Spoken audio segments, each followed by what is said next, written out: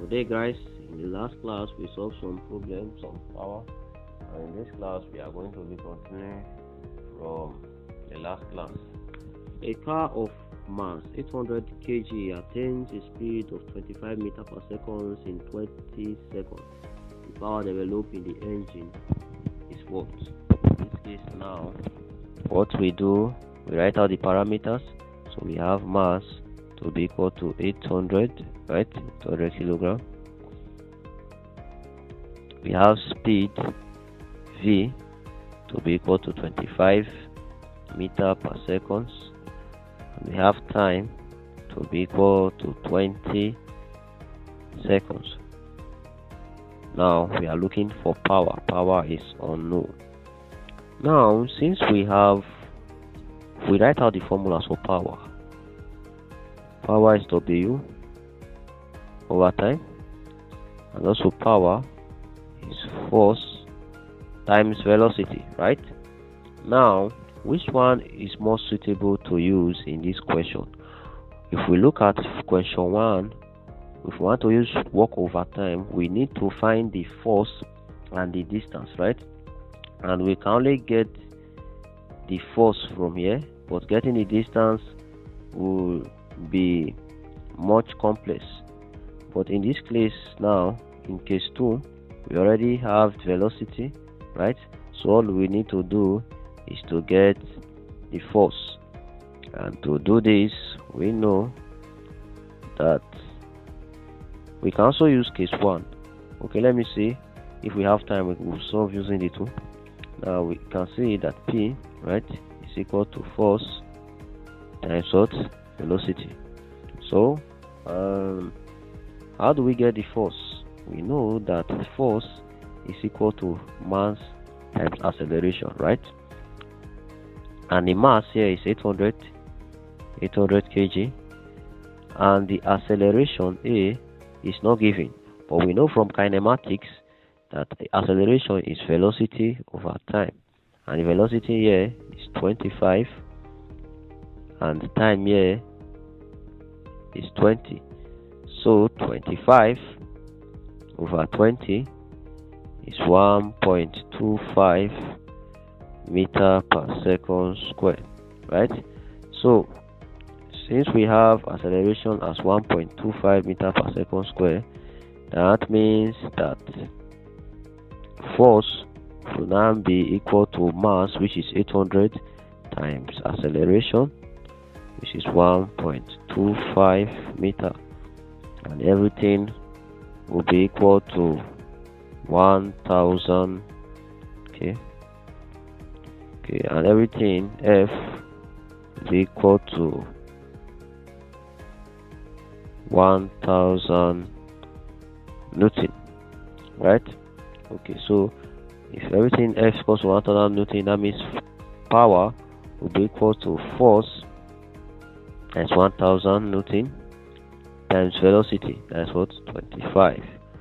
And 1000 Newton times 25 will be equal to 2500 watts, right?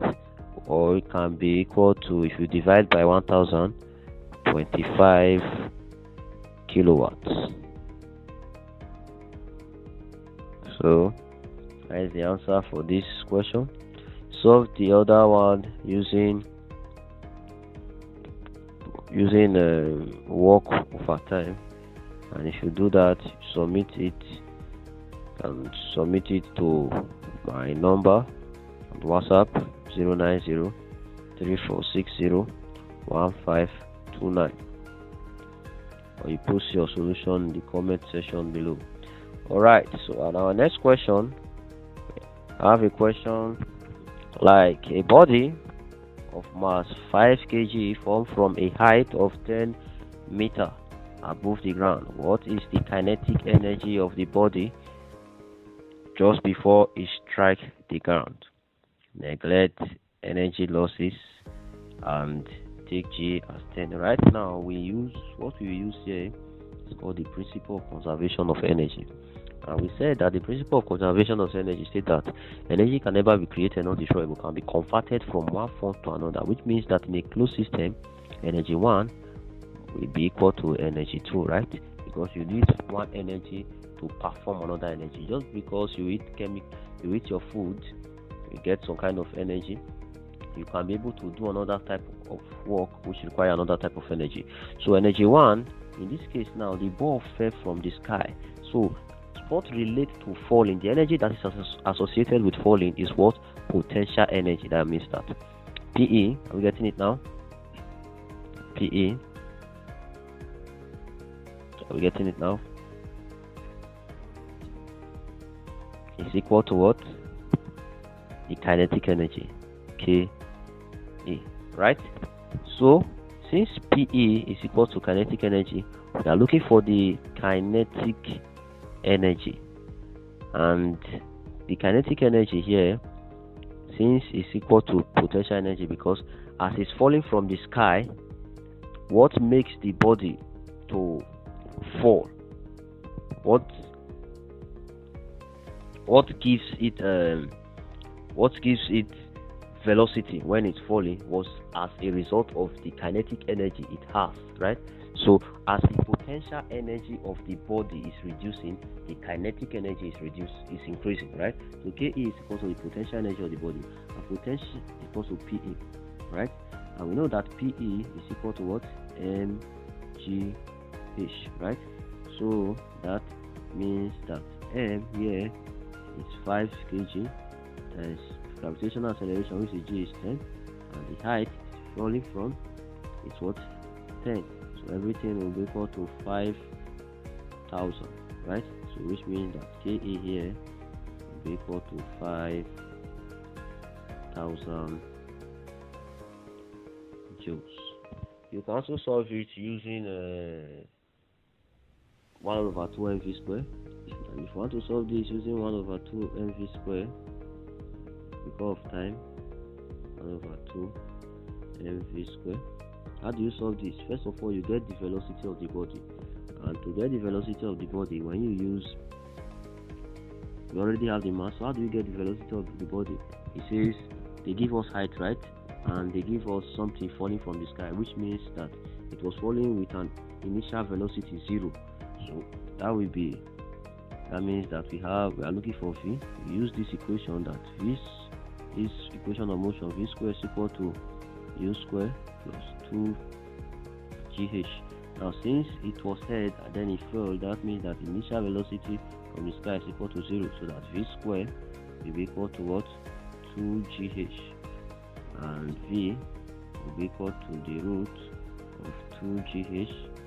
That will be equal to root 2 times 10 times 10, right?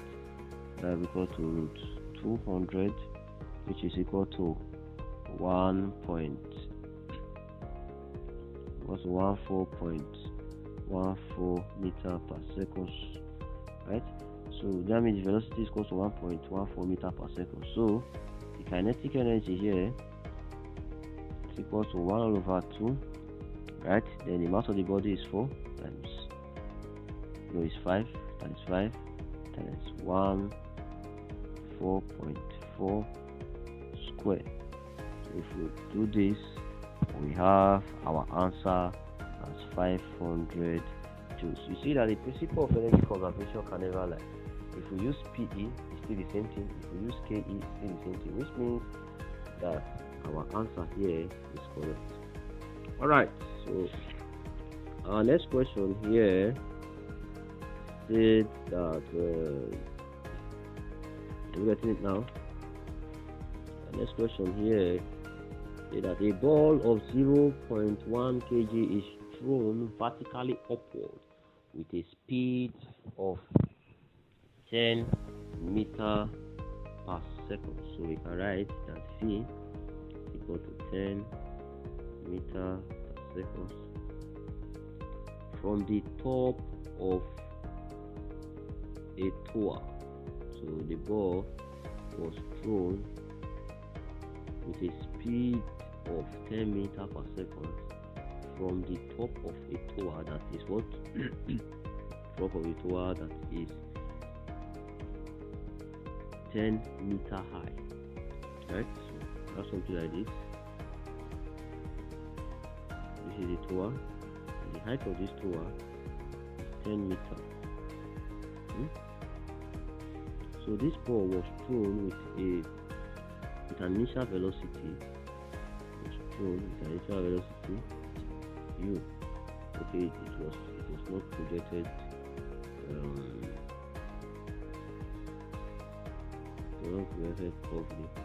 Projected vertically.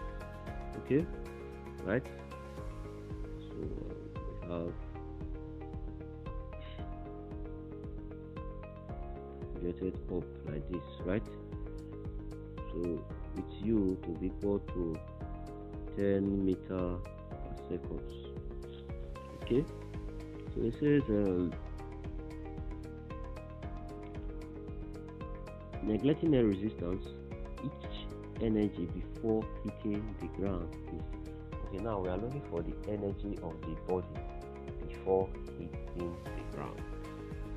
Energy of the body before hitting the ground. Now, how do we solve this kind of question? The energy will be potential energy because it relates to height, right? Now, the potential energy of this body will be the height, right? The highest height it attained, right? That is the highest height it attained after projecting up. Then when it starts coming down, the height it attained here, this is h. Note it was not projected at an angle. Assuming it was projected at an angle, then we use projectile. But since it was projected vertically, so there is no angle there. The angle there is 90 and okay, so this is h. Then we know that when it crosses this h, we already know this distance as 10, right? So the total height will be equal to h plus 10, right? Then after getting the total height, we can now use PE is equal to mgh, right? Because and we use this h as total height, which is h plus 10. So let me just call this h naught so that it will be different from this h. I'm getting it, so it's very easy. Now, how do we get h? That is this height. How do we get this height? How do we solve for this height? How do we solve for this? How do we solve for this? Okay, to solve for this, we know that the body is projected up with an initial velocity u, right, to be equal to 10 meters per second. And we know that the maximum height is reached when the final velocity is equal to 0. If you are confused about this, go and watch my video on kinematics. Yes, I did video on kinematics or uniformly accelerated motion. I explain everything here. The maximum height is reached when v is equal to 0. We have g, so gravitational acceleration. So what do we do? What relates v, u, g and s together, which is height? Remember that g is the same thing as a, right? So what relates this together? We know that v square is equal to u square plus 2as, right? So from here, s we make some formula 2as will be equal to v square minus u, right? Then s will be equal to v square minus u square all over 2as. And we know that v square is equal to 0. V is equal to 0, that is 0 square minus u square times 10, because we're doing the initial velocity of 10, times 2 times a, right, times, okay, times 2 times a, sorry, because s is what we're looking for, times 2 times a. Alright, so continue. This side of the bulb implies that s is equal to 0 square minus 10 square all over 2 times. Now, what is the acceleration? Since it's moving up with a gravitational acceleration, that means since it's moving up, it's moving against gravity for basic explanation. That would be what? Minus. If it's coming down, to be plus. So that's minus 10. So that s will be equal to 0 square is 0. 10 square is what? 100. So that's minus 100 all over 2 times minus 10 is minus 20, right? Minus 20. So minus cancel minus 100 over 20 is equal to what? 5. So that means that this distance from here to here is equal to what? 5 meters. 5 meters. So the total distance covered will be 5, right? Because we said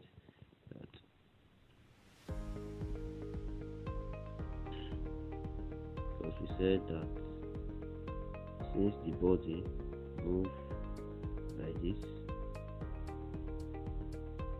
so projected from 10 meter, so it was projected up.